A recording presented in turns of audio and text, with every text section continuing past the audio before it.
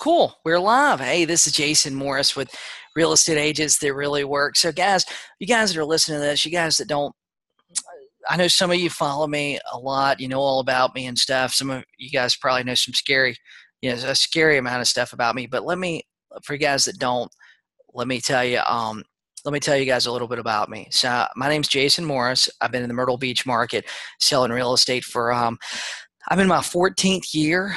I started out right out of college, broke college kid, didn't have very much money at all, didn't have no sphere of influence. I graduated from Winthrop University near Charlotte, moved 4 hours away to Myrtle Beach, where I literally didn't even know my next door neighbor the first 6 months I lived here.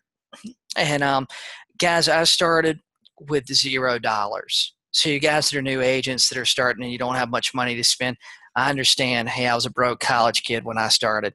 And then on top of it, I looked like I was 12 years old. So all the things that you're trying to overcome and the problems you're having in your business, I promise you, I've been there. I quickly discovered the phones. I quickly learned scripts, dialogues, and got really good at listing property. Well, I'll tell you, initially I got really good at setting appointments. I was really good at getting my foot in the door. The problem was when I'd get my foot in the door, sometimes I tried to keep it there until literally I thought I was going to wear them down and they were eventually going to sign the paperwork with me. And what was happening was I was going to a lot of appointments, but I wasn't getting many listings. And then one of the things I learned was that I didn't have a system. Literally, I was going to the people's house, saying whatever I felt like I needed to say so they'd sign the paperwork with me. Have you guys raise your hand or do the thumbs up on Facebook if you ever been in that situation? You felt like you were literally just telling the sellers whatever they wanted to hear so they'd sign the paperwork with you. I mean, it sucks. It's a bad feeling. Sometimes what would happen to me is I would overpromise, and then, a week later I forgot my promises. Have you guys ever had that to happen to you? Type yes on Facebook if you ever had that to happen to you. I mean, and the problem was I just had no systems. I had nothing that was replicable. So I never knew what I was doing right. I never knew what I was doing wrong. And I'll tell you, my experience was I started doing a pre-listing package. That was my first big discovery, my big breakthrough. And I started using scripts and dialogues when I was on the phone, right? Scripts and dialogues, it kept me on target. It kept me moving in the right direction. So, guys, a few years ago, I built my team. I was generating a lot of leads in 4 or 5 different markets. I was in the top 50 in North America. I was selling a lot of real estate. I got burnt out. I ended up getting divorced. I think I had a stomach ulcer. Literally, I was working the real estate industry, and I was so burnt out. I was making money, fortunately, but I was so burnt out. My overhead was high, and I felt like I was spinning my wheels. I felt like every day was the same. And I felt like, I just felt like I was on a never ending hamster wheel. Have you guys ever felt like that? Like literally you felt like your real estate business was on a hamster wheel. Like if you took a weekend off or you turned your phone off for the day, it was absolute chaos when you turn it back on. Say, yes, I've been there if you've ever done that before. And guys, I tell you, that's where I was. I revamped my business. I disbanded my team. I took it. I started back as an individual solo agent with low overhead, and a lot of the systems, a lot of the things that I teach in my coaching class are the things that I learned during that time period. I designed my business so that I could have the business that I wanted. Do you want to design your business so that it's the business you want? It's a business that you run rather than the business running you. So guys, what we'll do is we'll get started. So we'll get started tonight, and I'll give you guys these lead sources here and some information. The other night I did this same webinar. There was a lot of questions I got after about some of them. So some of them I wanted to get a little bit deeper in. I want to talk a little bit more about, and I want to make sure that I answered all of your questions. So if you guys have a question, go ahead, put it in the chat. Put it in the chat on Facebook, put it in the chat or the Q&A on Zoom, and I'll get to it as quick as I can. So guys, 7 no and low competition lead sources for listings. So guys, and I know a lot of you guys are in markets that are absolutely insane. The expireds get hammered every single morning, and the for sale by owners get hammered every single morning, and you're the 50th agent and it's only 8:15 when you call. I know that's happened to a lot of you guys. Now, the lead sources I'm going to talk about here, you're not going to have that problem with. However, I got some bad news I want to get through, and I want to get through that bad news first. So typically, guys, the reason why the lead sources that I'm going to talk about tonight cost or don't have the competition that some expireds for sale by owners have is because they're not quite the low-hanging fruit that those are, right? They're things that maybe you got to work a little bit harder to get a phone number. Maybe you got to work a little bit harder to get the lead, but the lead isn't going to have as many people calling. Or maybe the lead's going to take a little bit longer in the nurture phase. Guys, the first one, now there is no easy button. I forgot about that slide, but there is no easy button. So the good news is most of these things are going to have little competition and most have very, very little cost. So let's get started with the first one here. The first one I want to talk about is Craigslist ads. Now, I know some of you guys are rolling your eyes going, oh my God, this is the first thing he's talking about. We already know about Craigslist. Well, here's the thing, guys. The ones that are really good, the listings that are really good are the for sale by owners that have no contact information. These are the ads that are on Facebook. They have no phone number and they have no email address. The only way that you get in touch with them is to go through the Craigslist email exchange. That's it.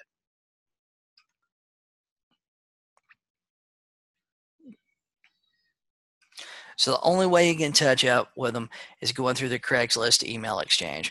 Now, the problem with that is that most agents, when they have to send an email, what is happening is they try to list it through the email. And that's bad. You guys think about it. Anytime that you guys get an email that's like 3 pages long, it's something that's completely unsolicited. The first thing I do is I usually just press delete. I don't read it. It's something completely unsolicited. It sounds like a sales letter. You're telling me how great you are in the first sentence. I mean, just don't read it. Guys, the thing is, these ads, these people will respond. These people do want to sell their house. They've went through that little bit of extra effort and they put an ad on Craigslist. They haven't took a lot of effort or spent money.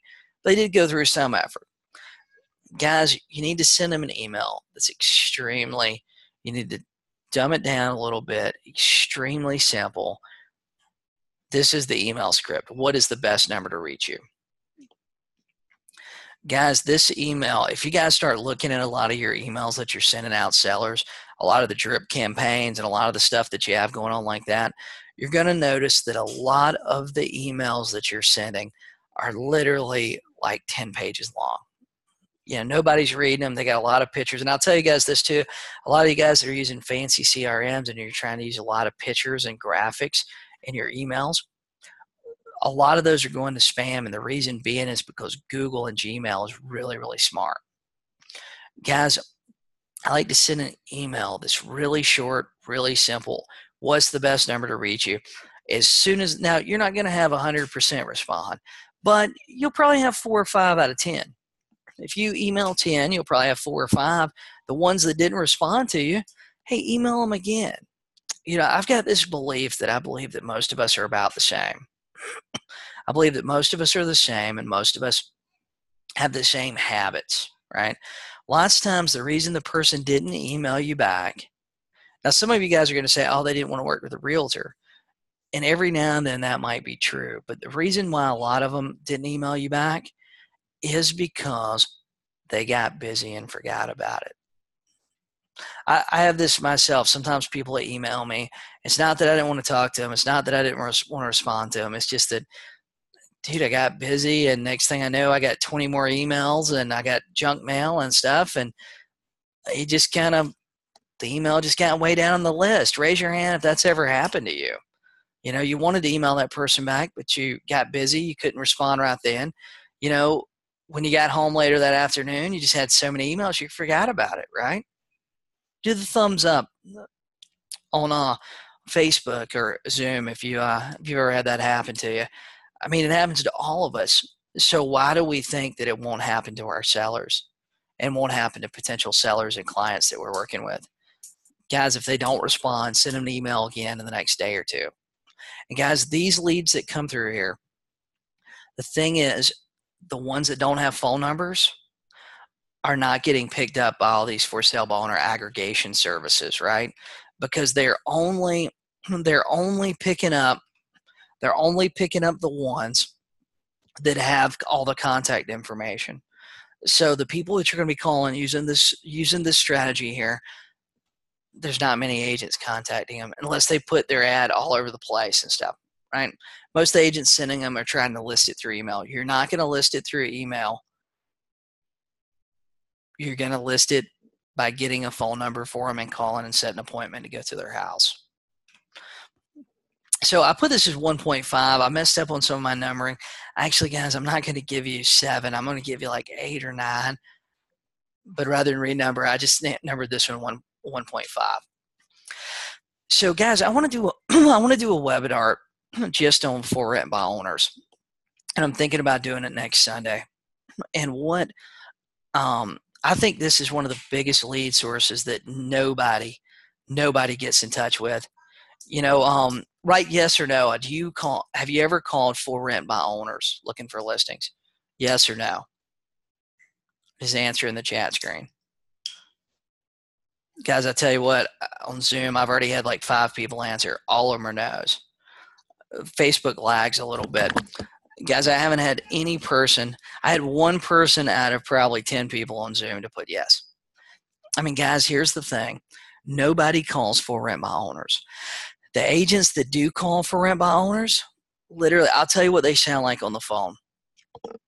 They go, hey, my name's Jason Morris. I work for eXp Realty.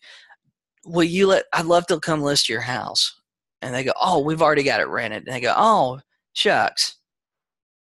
Well, call me back if I can help you. And then they hang up the phone. There's never any follow-up.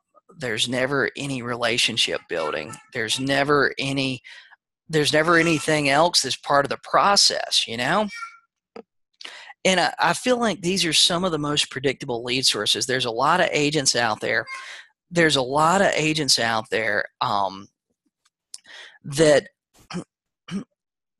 That will circle prospect, right? They'll basically call numbers out of the phone book is what that amounts to. They'll circle prospect for hours and call tens of thousands of people, but they won't call the for rent by owners. Now, I'm going to give you guys some tips on what to do with these. Number 1 is you have to have a follow-up plan. If you don't have a follow-up plan with them and you're only going to call one time, you're wasting everybody's time. You got to have a follow-up plan. That was one of the reasons I created my Follow-Up Master Day Planner that you guys can go to followupmasterdayplanner.com and purchase. Right now it's $25. We're halfway through the year, so it's half price. But you got to have a follow-up plan. And I'll tell you, these lead sources are some of the most predictable ones out there because there's 2 things we know about people renting, right? Number 1 is the person. Now, we're calling the homeowner. We're not calling the renter. I want to make sure I'm clear on that. But we know that most people are only signing a 12-month lease. They're only signing a 1-year lease. So if they rent a house in July 2018, then more than likely in July 2019, their lease is going to end, right? Now, we know that for sure. I don't know any statistics, but most people are only signing a 12-month lease.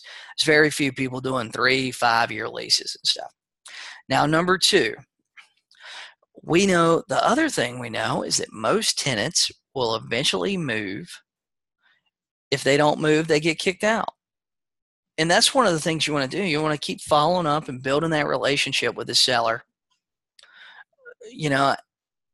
And you want to be there when the tenant's lease ends and they give the 30-day notice, or when all of a sudden that good tenant that was great, 3 months ago turns into a bad tenant in the first 90 days. You want to be there.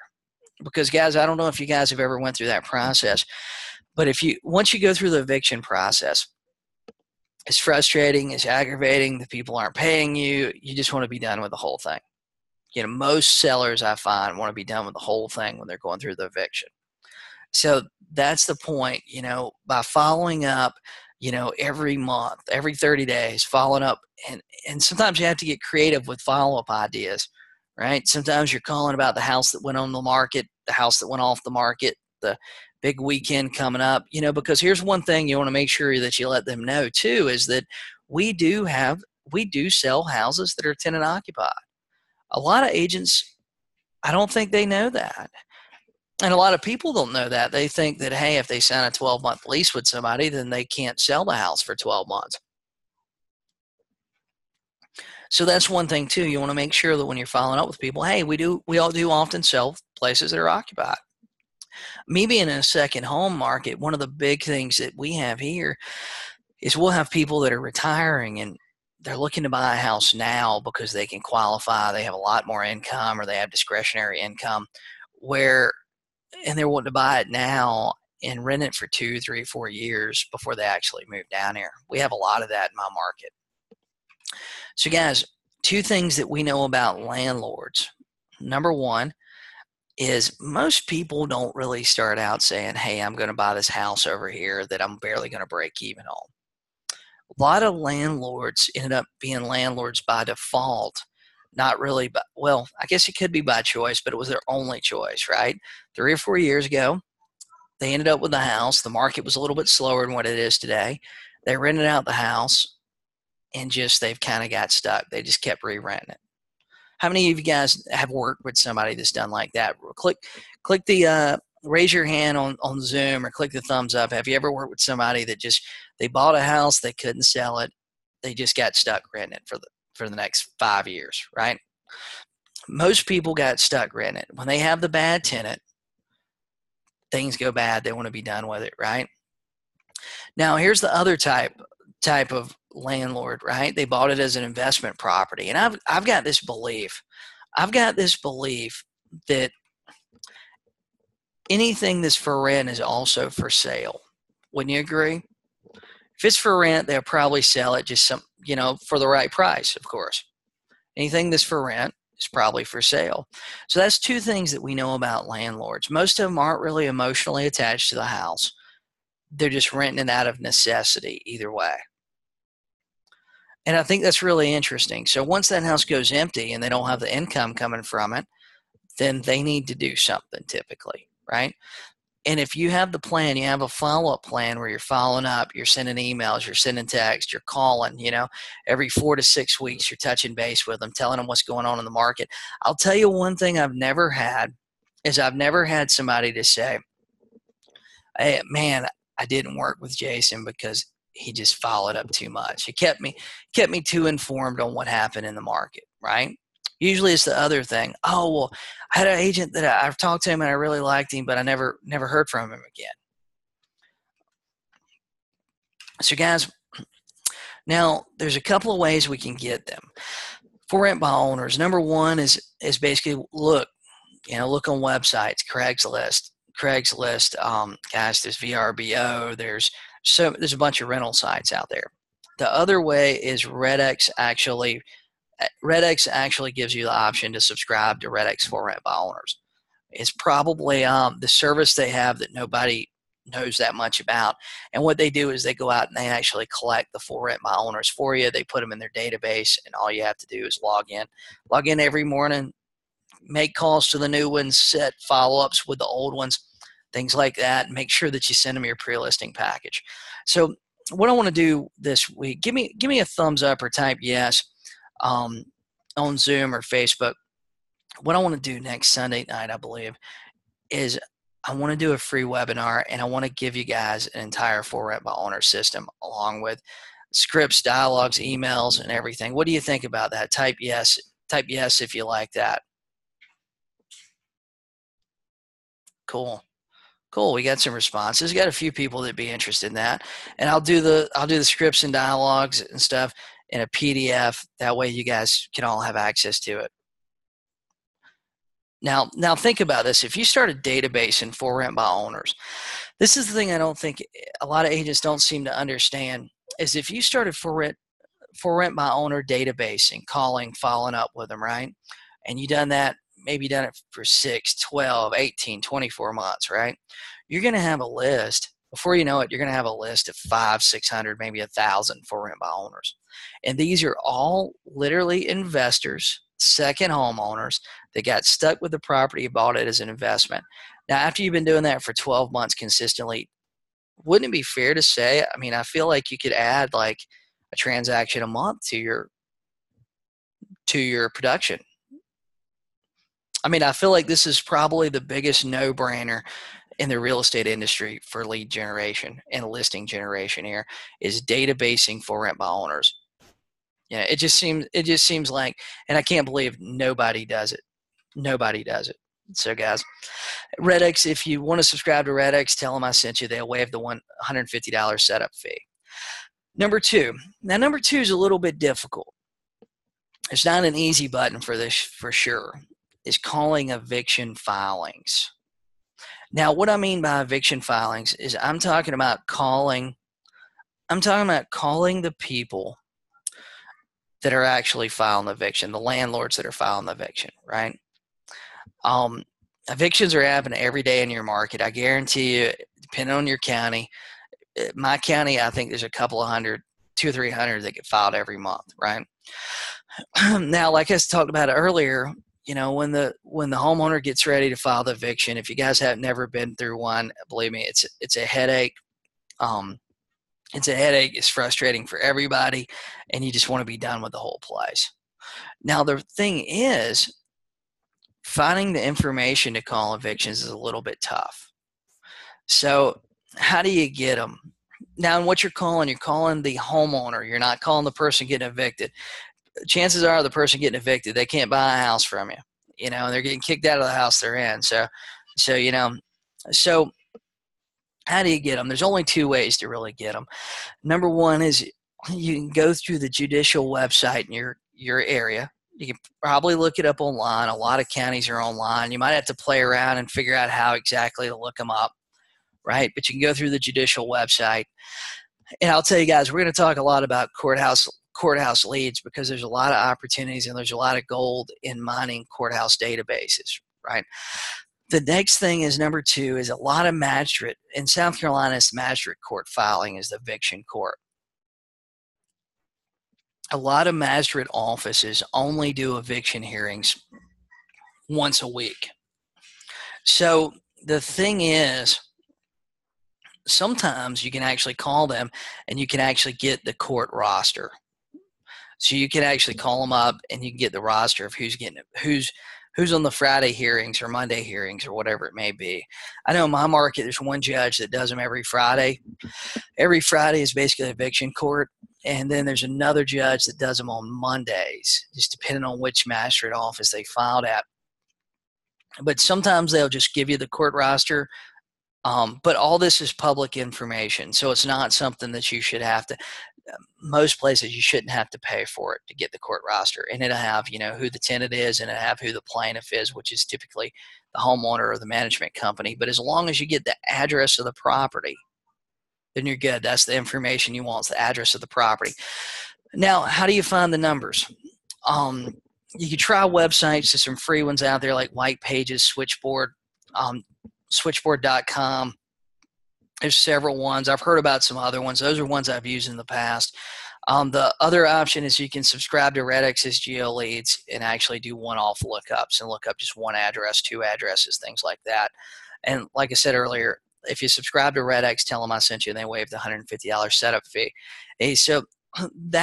But that's the only ways to find the numbers that I'm aware of, right? You got to look them up or you got to have some service that looks them up for you. But to my knowledge, there's not an eviction filing service that's out there right now. So number three is one that I feel like nobody goes after. It's municipality list pendants. Now, for you guys that don't know what this is basically code violations. It may be somebody that, hey, they added on a deck to their house without pulling a permit. It may be somebody that, you know, hey, the house has been abandoned and the grass is, you know, chest high and the county comes in to condemn it. It could be houses that are being condemned, right?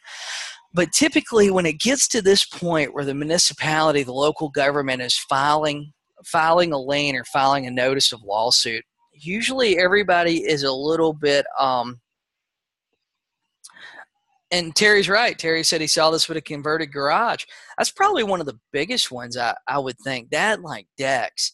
But people converting garages um, to apartments. I've seen here where this guy went to his house one time and he converted the garage to like a studio apartment. So technically he had a duplex on the property. And I've seen houses closer to the beach that were like illegal duplexes, illegal triplexes, where they didn't get building permits. Some of them got grandfathered in, but what happens in a lot of counties are tough, they're tough on that sort of stuff, and they should be. But what they typically do is they file the list pendants, and that's the notice their lawsuit's coming. And typically the people that allow it to get this far just don't have the money to correct it. They don't have the money to correct it. They skip some steps trying to save a few $100, and it comes back to bite them, But these two, you can find them through your courthouse. You can spend some time at the courthouse kind of mining data, and that's where you got to look them up. Now, number four is one. Now, there's a lot of people out there, HOA foreclosures. There's a lot of agents out there that work the notice of default list. But for some reason, a lot of these services that provide notice of default list, they skip the HOA foreclosures. And the reason being is because lots of times they believe that HOA in most states, HOA is a junior lien. So this is where the homeowners association, people haven't been paying their homeowners association fee, and they're literally filing foreclosure on the house. And sometimes it actually goes all the way through. Now in South Carolina, the HOA can actually close and take possession of the property, which is really interesting. So technically the HOA, the homeowners association, can actually sell the property. Now the first lien has to be paid off just like any other thing. However, agents just don't work these leads. They feel like there's no equity, or there's no equity to pay them. And unbelievably, there is. You just have to work through the process. There was one a while back that I seen a guy have, and the kid, there was two brothers inherited the property. One of the brothers, they were the only two heirs. One of them had the money to pay off the house, so they just went ahead and paid it off. So when they paid it off, they died like a month later, 2 months later. And they left the other brother, and the other brother, he didn't have a job, wasn't interested in getting one. He was just living there as long as he could, and he had like $15,000 in back HOA fees. Well, it was a $125,000, $130,000 property, then only $15,000 was owed on it. So, guys, this happens a lot. There was another one that I sold, I guess, a year and a half, 2 years ago. It was a guy, and he got foreclosed on over $12,000 in back HOA fees, but he only owed $40,000 on the house. The first lien was only $40,000. So, lots of times, if you list the property before it actually goes through the foreclosure process completely, a lot of HOAs will work with you when they see that they have it on the market. The HOA doesn't want the house. The HOA just wants their money, right? So I think this is a potential gold mine that there's not a lot of agents working this, and there's a lot of stuff going on like this. Most people, when they get in that financial bind, they will quit paying the HOA before they quit paying the actual mortgage. Now I got a question. Then you need to clear the title because first mortgage is still there, and the bank might not accept all of a sudden change a title like here in Nevada. Now, here's the thing. You do have to go through. The title does have to be cleared. However, typically that first mortgage is the same way. They just want their money, right? So most of them won't accept and all of a sudden change it in title. Lots of mortgages have what's called a due on sale clause, which means that if you can't just deed me over your house and I just start paying your mortgage payments, right? So what happens in this a lot of times, the HOA files foreclosure. Then then the first mortgage ends up filing foreclosure, but the first mortgage is later, right? Because they can't file foreclosure until there's actual payments missed. So it ends up being a little funky, and sometimes the first mortgage ends up filing foreclosure later and taking it back from the HOA. So you're right, the title must be cleared. However, the HOA in at least South Carolina can get actual possession of the property. Maybe different in some other states, but the HOA can start foreclosure first, and then the first mortgage lots of times will file a suit, but they can't start until the people are actually behind in payments, which is kind of funky. Like people not pay their HOA fees, their homeowners association fees, but pay their mortgage all the way up until closing. I've seen that happen a lot.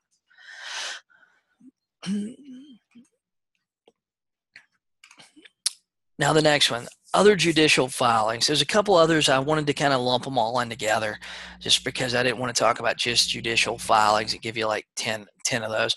But I want to talk about other judicial filings here. Now, some of these are in South Carolina, and I'm speaking from my experience here in South Carolina. If you're in Nevada, if you're in other states, do some research. It's probably similar. It might be just a different process. You know what I mean? Yeah, Terry, you know what? Terry said in California, HOA fees are personal debt. They don't go away even if the note's foreclosed on. You know what? I've actually heard about that in a lot of states where the HOA don't go away, even if the property's foreclosed on. Yeah, it's kind of funky. It depends on your state. But either way, typically when they quit paying their HOA fee, their mortgage isn't very far behind. Typically they're in a position that's not a good position, right? They're going to be a fairly motivated seller. Some people, it's hard to believe this, but some people don't keep up the real estate market like we do, being in the business. A lot of us eat and breathe real estate. So some people sometimes just, hey, they don't know that they have equity, yeah, exactly. That's just something else to mention to the homeowner to motivate him or her, right? And some of these people, some of them are going to be in denial.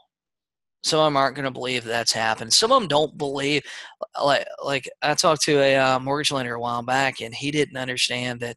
And he's in South Carolina. He didn't understand that the HOA could actually foreclose on him and take the property. He thought because it was a junior lien, he would still somehow or another retain ownership. But it typically in most states, it doesn't work that way.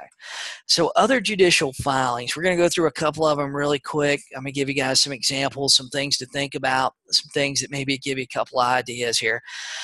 Now, partition sales. Now, partition sales are more popular in some states than others, but let me explain this.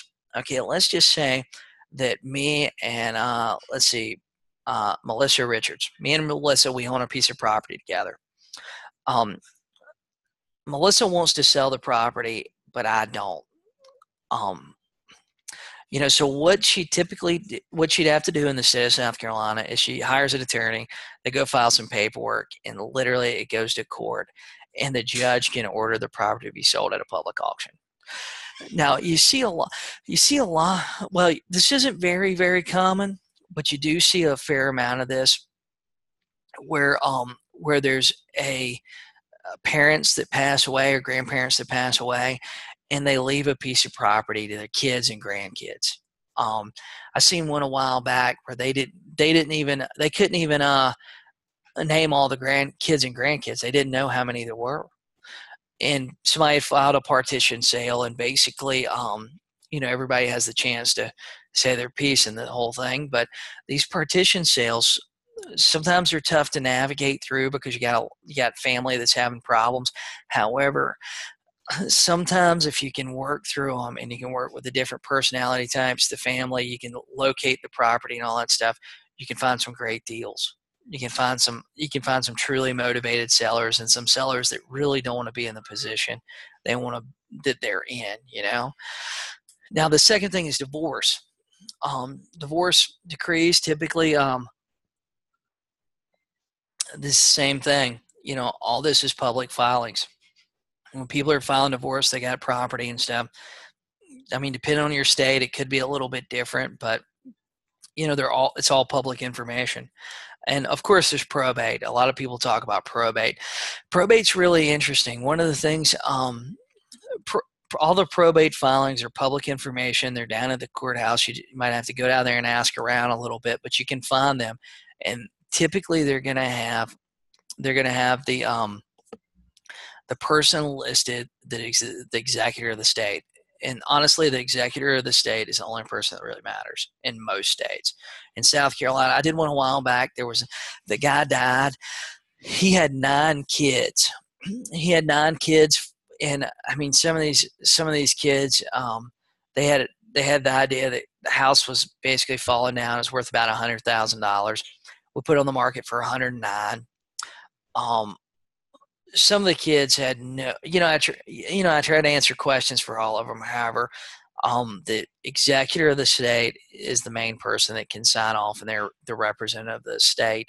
A lot of agents forget that too, that there may be, like that particular one, there was nine kids. They were all calling me. All of them had their different ideas of what the value was, or different ideas about what I should be doing. However, in reality, they were a beneficiary of the state, but they were not the representative. They were not the executor of the state. And typically, the probate paperwork will have that information for you. Sometimes, depending on your state and depending on where it is, it might even have a phone number for them. So, guys, building code violations.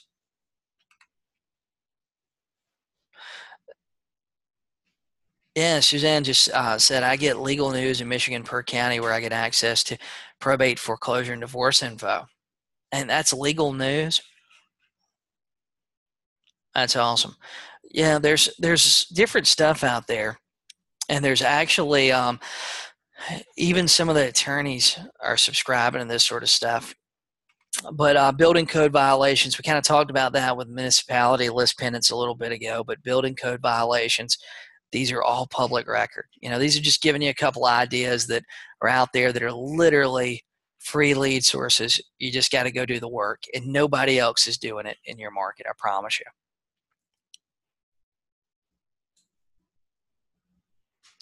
So let's see. The next one.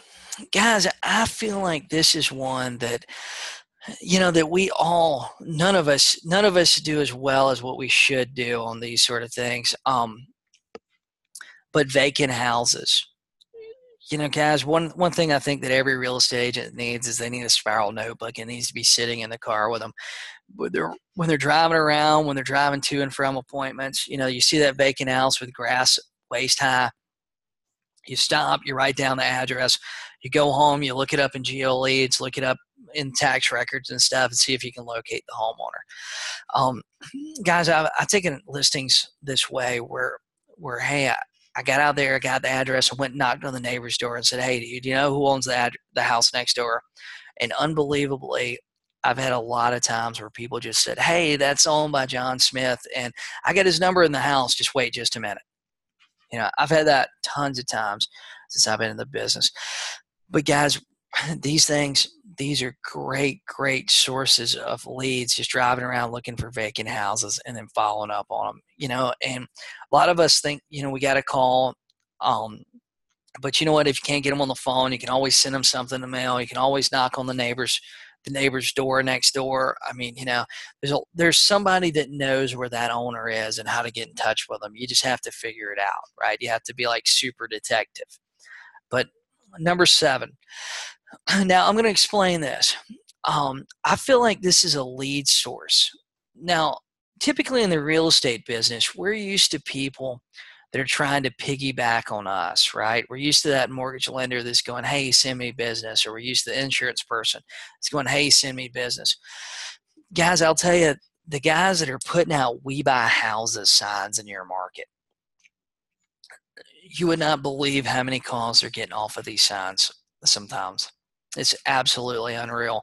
And here's the most interesting part of it is most of the calls they're getting, the people aren't interested in accepting the offer they're willing to offer, right? And guys, building relationships with some of these wholesalers and stuff in your market can be very profitable. Now, here's the thing. You don't want to get tied up with the wholesalers wanting you to put in 20 offers a day that are absolutely ridiculous.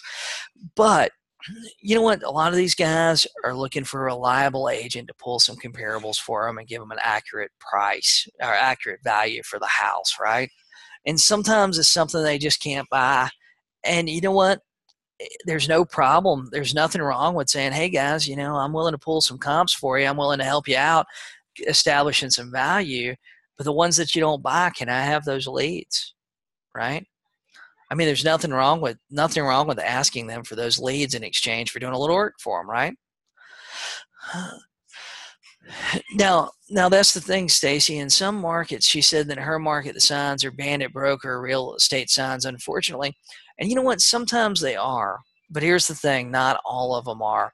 See, that's the thing that we forget sometimes in the real estate business, that a lot of us we'll call one, we'll call two, we'll call three and go, oh, none of these leads are good, or all these are the same. However, you had 10 leads, you had 15 leads, right? You only need like one or two of these guys. If there's 10 people in your market putting out these signs, just every time you see a different one with a different number, write it down, give them a call, chat with them a few minutes, offer them something of value, and then ask the same thing of them. Hey guys, if something happens, they owe too much on it, you can't buy it. Will you give me that lead if I do this work for you, right? And lots of times pulling comps, most of us, we can, if you're proficient at using your MLS and you practice a little bit, you can probably pull the comps for a property in 10 minutes for them, and I feel like this is an enormous lead source that most of us, overlook. We overlook because we think like, oh man, those are the cheap buyers, or those are the, whatever buyers. Now, because I'll tell you this, and I see the question there. I wouldn't recommend being a wholesaler and putting out these signs yourself. I feel like we're in the business. The biggest thing in the business we have right now is we have trust, and that's what we need to work on building. It's really tough to go to somebody's house and show up on their doorstep wearing your, hey, I missed your wholesaler hat. And then all of a sudden, when they don't want to accept your offer for $50,000 for their $100,000 house, you try to switch hats and go, oh man, but yeah, well, if you don't want to accept that, I can list it for this price, I feel like when you show up at somebody's house for an appointment, you need to kind of pick a hat. Either you're there to seriously buy their house, or you're there to list their house and be a real estate broker, right? I don't think you can do both. I think lots of times when you try to switch hats like that, sometimes there's a trust issue that just doesn't translate well. So, guys, I mentioned that I was going to give you a bonus lead type. And I believe this is an enormous business that you can make a ton of money. I put $1 million a year, and in your market, you might can make $1 million a year doing this alone, right? But are you guys excited about that? Give me the wave on Zoom, or give me the thumbs up on Facebook. Are you excited about making more money? Are you excited about an idea that you could possibly make $1 million where there's not a lot of competition? I mean, I don't think there's a whole lot of that out there. And I think that most of us as agents, we kind of skip the things that are a little bit more work. And now this is going to be a little bit more work, and I'm going to get to it here in just a second. And so, guys, home lot listings paired with builder floor plans.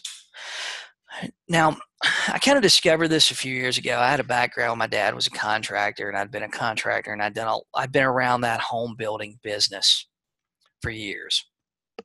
And the thing is, there's not a lot of agents that are going out there and working on just listing lots. I mean, we'll list a lot, like if the lot falls in our lap, but we're not going out there. Most of us aren't going out there making calls going, man, if I could just get 2 more lot listings this week. Now, here's the thing, and I know there's different markets out there, but typically a new house on a lot is going to sell for 5 times more than just the lot, right? So typically a $50,000 lot in most places would have a house on it that's about $250,000. So using this strategy, you can turn a $50,000 listing into a $250,000 listing. How does that sound to you guys? You're literally going to make 5 times more money, 5 times more commission, and you're not going to have any competition. So here's what you do. Now, there's a few things that you need to make this work. You need to go out there and you got to find lot listings, right? You have to have a listing, and what you're going to do is you're going to approach builders and ask them if they would be willing to pair a home plan up with your listing. So typically the way I've done this before is I've listed the property 2 different ways. One way was just the home lot. The other way was what I've heard some people call it a paper spec. I've heard some people call it a pre-construction house. Pre-construction home is probably the most common term that I've heard. And what it is you have a floor plan, you have all the specs listed, and you have a home lot.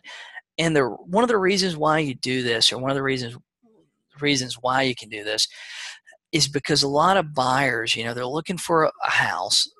They don't have a lot of imagination. They don't have a lot of imagination about what could fit on that home lot, right? But then all of a sudden they see the listing. Maybe they don't want to buy the D.R. Horton home. They want to buy something in a custom home community. And I think that's the best place to do this at. But you need a builder to work with. You need a licensed builder to work with, preferably one that's been approved by lenders. You need a lender that does construction loans. And I'll tell you, the opposite, you can work this the opposite way. If you got a lender you're already working with that does construction loans, ask them if they can recommend a builder for you to talk to. And hopefully they've already got some houses. Maybe they got some pictures of houses that you can use. And by great marketing, number 3, I put great marketing. What I mean is, you can go on Fiverr and literally if they have the floor plan, you can get a 3D rendition of the house. But you have to have the ability to sell the dream, right? Sell the dream of a new house. And guys, most of the time, these properties you're going to do are going to be more custom homes. But here's the other thing. You've got a builder you're working with. You can even partner with that builder to partner with other agents in your market, right? You can create a whole program around this whole thing. So it just depends on what you want to do and how creative you can get to go out there and create inventory in your market. Because I know there's an inventory crunch across the country in a lot of big markets especially. But there's lots out there. There's stuff you can work with. There's builders that are willing to work for you. There's a lot of builders now, small builders we're talking about, the local mom and pops. Typically, they don't have a sales team. But here's the interesting thing. Like once they get finished building a house, they're just like us. Once we sell a listing, we're out of business until we get another listing or another buyer. Once they finish building a house, technically they're out of business until they have another house to start, which is really, really interesting. Terry just put he did this as a general contractor and realized he would have a better life by going back to being a broker. Guys, that's the thing. Like some of these guys, I feel like it's easier to do it as a broker because we're only selling one time, right? If we're a builder, we're going to deal with probably 15 to 17 trades on a house. But working with an architect, you can work with an architect to do it too. And some of the architects that have been around for a while have like a whole portfolio full of building plans. They'll let you look through and just pick one, basically, right? And and I don't think that's a bad idea. I don't think it's a bad idea at all. Actually, I think it's a very good idea in the market that we're in because construction loans are getting easier and easier. Christy just said she's got a $41,000 lot listed. You know what? A $41,000 lot is probably the neighborhood it's in. Houses are probably selling around the low $200,000 range. I mean, but that's typically a rule of thumb I find is that typically the lot priced individually from the house is going to be like 17 to 22%. That's a ratio that a lot of the national builders were using when they were buying lots a few years ago, was 17 to 22% of the final home price. So guys, have you guys enjoyed this? Has this stuff made sense to you guys? I see that we've had about 75, 80 people on the whole time. Awesome. Yeah, I hope this has kind of spurred some ideas for you guys to get a little bit more creative, looking for listings and stuff like that. A lot of people think I just talk about for sale by owners and just expireds, but my group coaching has a lot of stuff that's a little bit more creative in it than yeah, yeah. All this is being recorded. So what I'm going to do is upload it here when we finish. If you guys have any questions, just go ahead, post them in the chat. I'm more than happy to answer them. But Terry, yeah, I've done a lot of stuff. I've been around for a while, and I think I've tried a little bit of everything in the real estate business at some point. But guys, you know, I talk about a lot of ways to find business in my group coaching. And if you sign up tonight for my group coaching, I wrote a book about a year ago called 53 Strategies to Get More Listings. If you sign up tonight, I will send you a hard copy of my book, 53 Strategies to Get More Listings. Just sign up, send me a message with your mailing address on it, and I'll get that out to you. You're going to get Becoming a FSBO Master too. That's a course I recorded. You also get the expired version of that. You get all of my scripts. If you guys are using ZBuyer, I had somebody ask a question about ZBuyer. I felt like this wasn't. In Karina, send me a message through Facebook, and but I felt like this webinar wasn't geared towards ZBuyer, so I didn't want to ask a lot of questions about it. But my group coaching has my full ZBuyer plan, scripts, and all that stuff. I've got my massive action plan in there. I've got a plan to hire your first buyer's agent, how to pay them, how to get leads for free, right? How to get buyer leads for free. Do you guys know that you get buyer leads for free? There's a ton of sources out there to get those. So you get my entire archive of coaching calls plus access to my private group coaching Facebook group and a whole lot more. Join my group coaching tonight. And if you use the code, you know what? I didn't put the code here. I probably should put that for you guys. Use the code Agent Mastermind at the checkout of jasonmorrisgroupcoaching.com. What questions do you guys have? Do you guys have any questions about the stuff we talked about tonight? Things going on in your business, some of the strategies, some of the lead sources I talked about?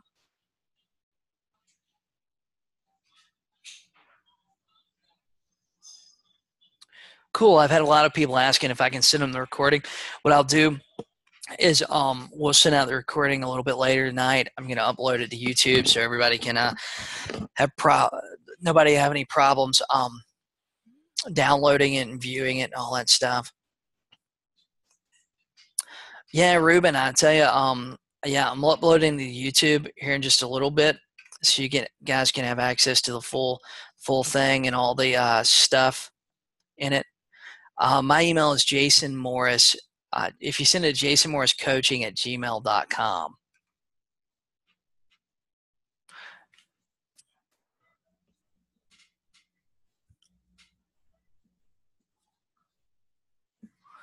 jasonmorriscoaching@gmail.com.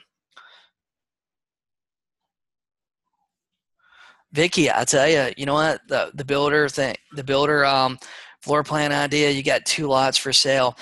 Those 2 lots that are $40,000, $50,000, you could turn those into $250,000 listings without a whole lot of work. You will be really surprised how easy it is to find a builder that will work with you.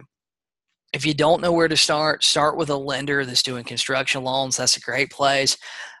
If you're in a bigger market, a lot of bigger markets have home builder associations. You can start there. There's a lot of options for fun. Hey, you can just drive around neighborhoods where construction is going on and just, hey, step out the car and ask, am I working? Hey, who's the builder here?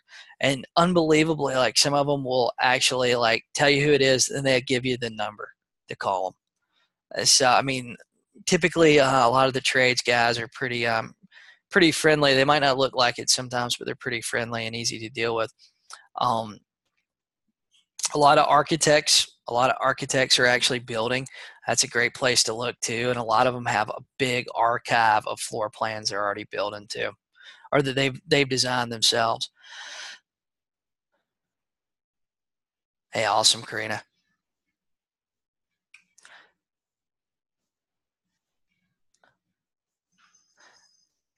Hey, I really appreciate you guys being on with me tonight. This was a fun webinar.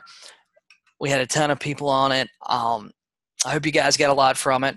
If I can help you with your business, send me a message through Facebook, send me a friend request through Facebook, and let me know what I can help you. And you know what? Some of these things, I would think this worked in California too. Since you have to be licensed working for builders, I feel like any state, any market where there's new construction going on, that builder idea will work. You might have to get a little more creative with it. You might have to meet a couple extra builders. Honestly, you don't want the guy that's building 50, 60 houses a year. You want the guy that's building 5 or 6 houses a year that's trying to figure out how to get to 8 to 10 houses a year. I mean, those are the easiest ones. Those are the ones that sometimes they're the easiest to work with, You know what? And some of them, I'll tell you this is what my experience working with builders too, is some of them have lenders and banks that have already approved them as a builder and approved them for the construction loans.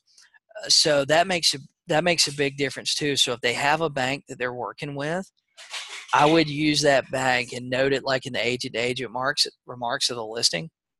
Um, just because it'll make it a lot smoother. Like here, there was a lot of banks that were actually taking builders through an approval process, and really they were taking the builder had to be approved, the buyer had to be approved, but the builder had to be approved too. The builder's approval process was usually like 2 or 3 supply houses.